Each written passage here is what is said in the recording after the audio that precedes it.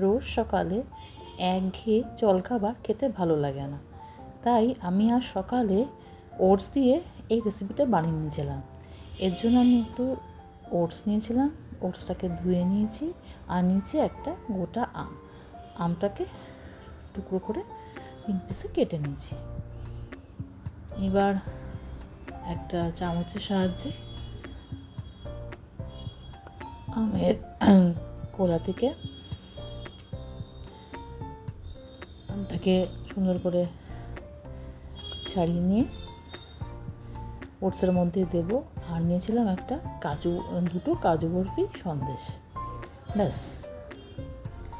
তারপর ভালো করে সুন্দর করে 3টে জিনিস মিক্স করে নিলাম। তারপর আর কি,